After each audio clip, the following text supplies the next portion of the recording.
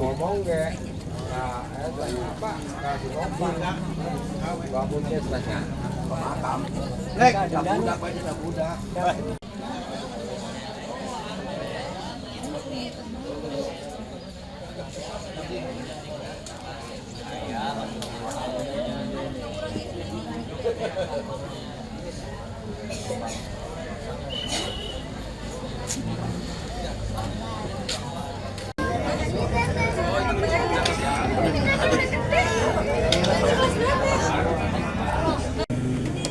para petugas KPPS beliau itu kan sedang bahas dalam rangka pesta demokrasi dan ditugas sebagai ketua KPPS. Kronologis yang saya terima, mudah-mudahan ini benar adanya, beliau ketika itu sedang melakukan penghitungan suara. Setelah selesai penghitungan suara, kemudian salah satu anak buahnya menyuruh, udah Pak istirahat aja karena Bapak kondisinya kelihatan kurang sehat. Nah kemudian beliau akhirnya rebahan. Kemudian salah satu petugas KPPS itu memanggil tim kesehatan, ya. Terus beliau itu ditensi. Menurut keterangan mantri itu tensinya itu rendah sekali sampai 80 dan detak jantungnya lemah.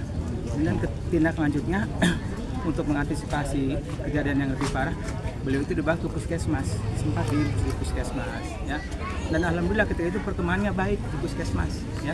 Kemudian dirujuk oleh pihak puskesmas ke rumah sakit terdekat yaitu di Hastin. Nah mungkin karena nasibnya dalam perjalanan beliau akhirnya sudah tidak ada, ya.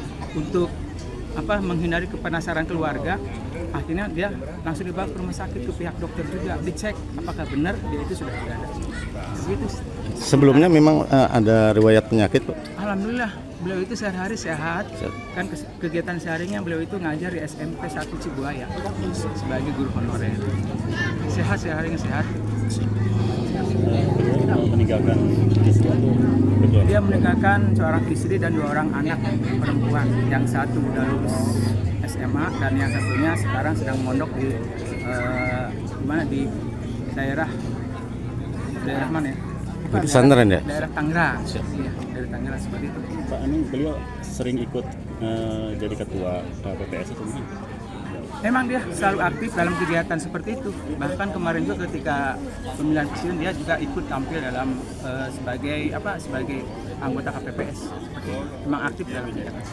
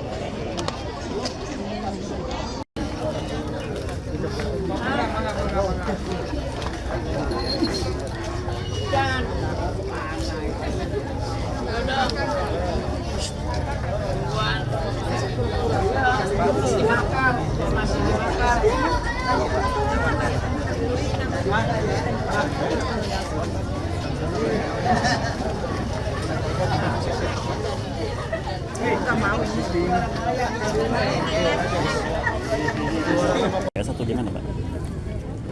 Almarhum itu anggota KPPS, salah satu anggota KPPS di TPS 9 Desa Cibuaya. Ya. Berarti kemarin itu beliau ada di lokasi saat kelelahan atau ya, Pak?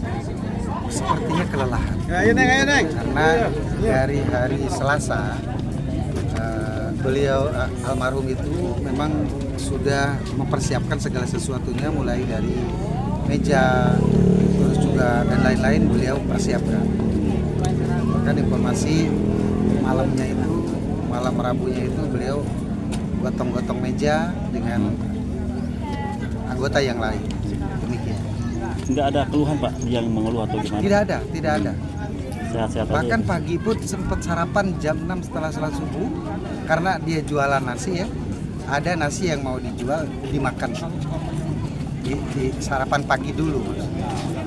Kemarin itu jam berapa Pak? Sempat Diketahui. dibawa ke puskesmas. Nah, sebetulnya dari jam 3 sore 3.30 setelah selesai penghitungan bupati itu logistik sudah dirapikan. Nah setelah itu dia sholat asar dulu Pak.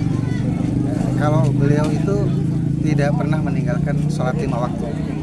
Ya, kebetulan beliau sebagai tenaga pengajar di salah satu sekolah, di 2 sekolah di SMP dan SMK. Setelah itu Pak? Nah, setelah itu jam 3.30 ada rekan yang dari anggota KPPS, kebetulan beliau yang rekannya itu salah satu tenaga medis di puskesmas, anggota KPPS. Kemudian dia bertanya, Pak, badan saya agak kurang sehat, tolong diperiksa. Nah, setelah itu rekannya tahu, kemudian secara diaktifasi dibawa ke puskesmas terdekat.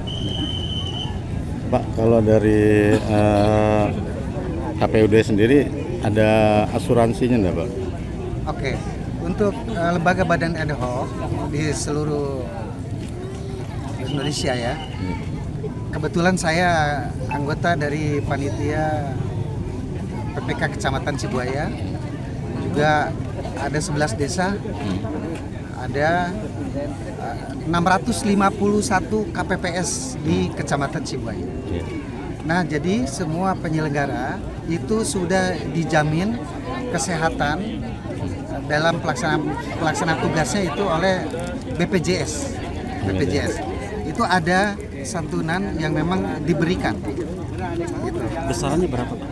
Kalau besar sesuai ketentuan itu di angka 42 juta. Tergantung kecelakaannya itu ada masuk jaminan kesehatan dan jaminan kecelakaan. Demikian.